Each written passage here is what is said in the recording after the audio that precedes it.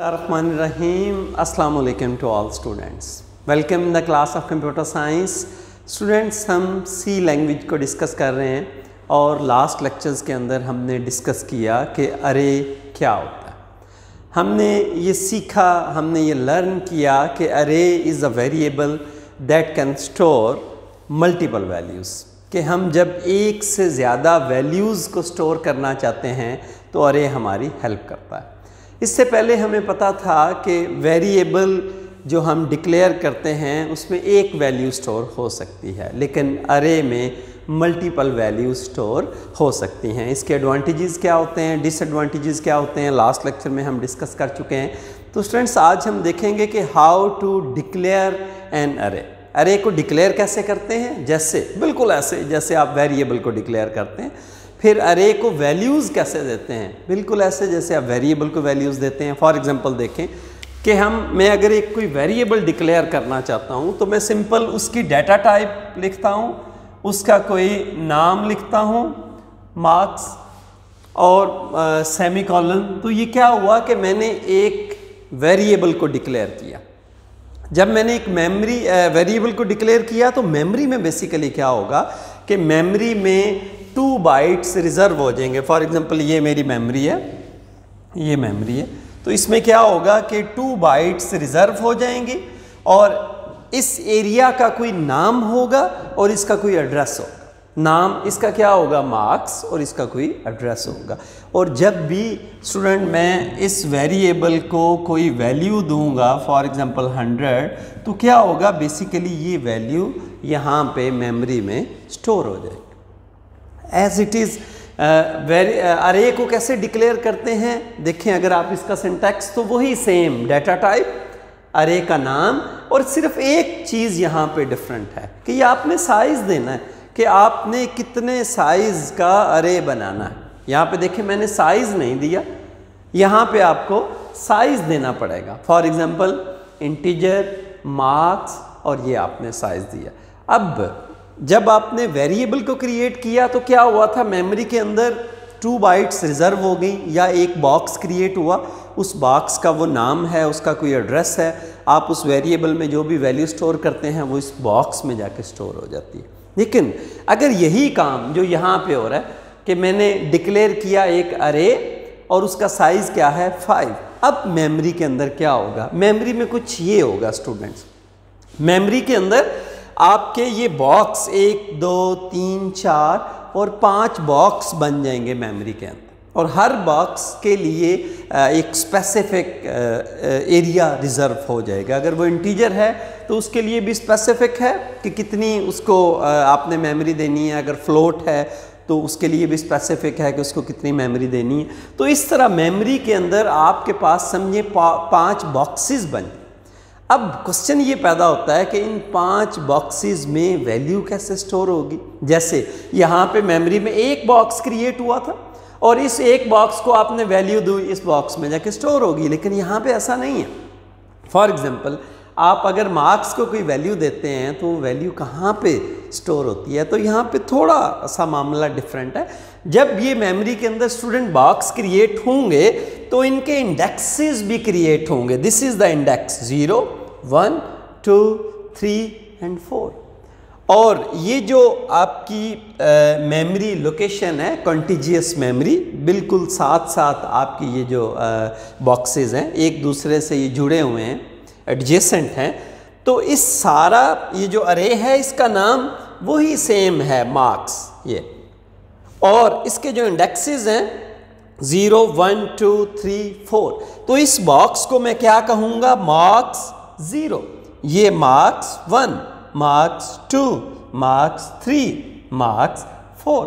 तो अब देखें आपका प्रॉब्लम सॉल्व हो गया। स्टूडेंट, अगर आप इस बॉक्स को वैल्यू देना चाहते हैं और आप लिखें marks of 4 is equal to 60, ये देखें मैं अगर यहाँ पे लिखता हूँ ये मार्क्स 4 इज इक्वल टू 60, तो क्या होगा स्टूडेंट कि मार्क्स जो है मेरे अरे का नाम है और उस पे कौन सी लोकेशन नंबर 4 पे, और उसको वैल्यू 60। तो मैं डायरेक्टली यहाँ से ये वैल्यू इसमें स्टोर कर सकता हूँ। तो हमारा ये प्रॉब्लम सॉल्व हो गया कि हम अरे को वैल्यूज़ कैसे दे सकते हैं।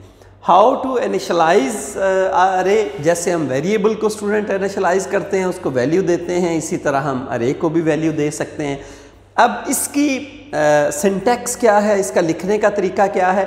अगर आपने अरे को पहले इनिशियलाइज कर लिया है तो डायरेक्ट आप उसको वैल्यूज़ दे सकते हैं, लेकिन अगर आप इनिशियलाइज उसको डिक्लेयर भी करना चाहें और इनिशियलाइज भी करना चाहें तो इकट्ठे भी ये सारा काम हो सकता है। जैसे डाटा टाइप, अरे का नाम, यहाँ पे साइज़, और ये आपका जो असाइनमेंट ऑपरेटर, और ये वैल्यू 1, वैल्यू 2, वैल्यू 3, जितनी भी वैल्यूज़, जितना आपका साइज़ है आप उतनी वैल्यूज़ देंगे इसको।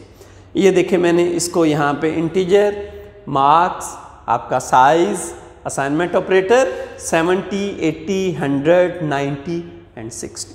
अब मेमोरी के अंदर स्टूडेंट क्या होगा कि आपका ये जो 70 है ये पहली लोकेशन पे, 0 लोकेशन पे, एक बात का ख्याल रखना, अरे जब भी क्रिएट होगा मेमोरी में उसका जो फर्स्ट इंडेक्स होगा, जो फर्स्ट बॉक्स होगा, उसका इंडेक्स 0 होगा, 1 नहीं होगा, 0। और जो उसका लास्ट इंडेक्स होगा वो आपका जितना अरे का साइज़ है, फॉर एग्जांपल n साइज़ है तो n-1, उसका जो आखिरी जो बॉक्स है उसकी लोकेशन क्या होगी, n-1। फॉर एग्जांपल देखें यहाँ पे हमारा जो इसका साइज़ था वो 5 था, तो इसकी लास्ट लोकेशन या लास्ट इंडेक्स इस अरे का क्या है, n-1। तो 5-1 क्या होता है, 4। तो आप देखें इसकी लास्ट लोकेशन क्या है, लास्ट इंडेक्स इज 4। तो जब मैंने इस अरे को वैल्यूज़ दी 70, 80, 100, 90 एंड 60, तो ये जो फर्स्ट वैल्यू है ये आपके फर्स्ट इंडेक्स में, सेकंड वैल्यू सेकंड इंडेक्स में, थर्ड वैल्यू थर्ड इंडेक्स में, फोर्थ एंड फिफ्थ। तो इस तरह हम स्टूडेंट वेरिएबल को डिक्लेयर भी कर सकते हैं और उसको वैल्यू भी दे सकते हैं। अच्छा, अब यहाँ पे देखिए मैंने तमाम जो वैल्यूज़ हैं ये इकट्ठी असाइन कर दी अरे को, लेकिन अगर आप चाहते हैं कि मैं 1 बाय 1 वैल्यू असाइन करूं, जैसे ये मैंने वैल्यू असाइन की है, तो आप इस तरह भी वैल्यू असाइन कर सकते हैं। जी स्टूडेंट्स, हम एक छोटे से प्रोग्राम की मदद से ये लर्न करने की कोशिश करते हैं कि अरे डिक्लेयर कैसे होता है, उसको वैल्यू कैसे असाइन होती है और हम उसको स्क्रीन पे प्रिंट कैसे कर सकते हैं। ये इंक्लूड एसटीडी जो फर्स्ट लाइन है आपकी, वाइड मेन, यहाँ से हम स्टार्ट करते हैं। Data type, name and size. आपने एक अरे डिक्लेयर किया जिसका नाम है एज और उसका साइज क्या है 5। स्टूडेंट आपने क्या किया, age of 0, the first location of the array, जिस तरह बिल्कुल ये है, ठीक है, ये इसकी फर्स्ट लोकेशन है, 0 इंडेक्स, उसको आपने वैल्यू क्या दे दी 25, एज ऑफ 1 को 34, 2 को 29, एज ऑफ 3 को 43 और एज ऑफ 4 को 19।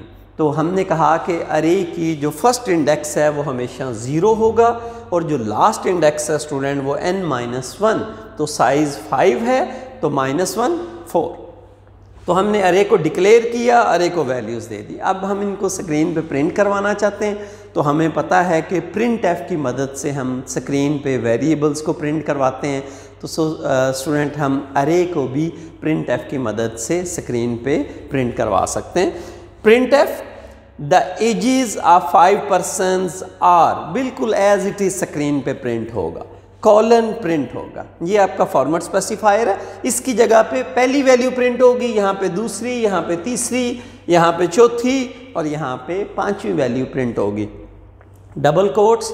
उसके बाद जो आप वैल्यूज़, जैसे वेरिएबल आपने प्रिंट करवाना है तो आप वेरिएबल का नाम लिखते हैं।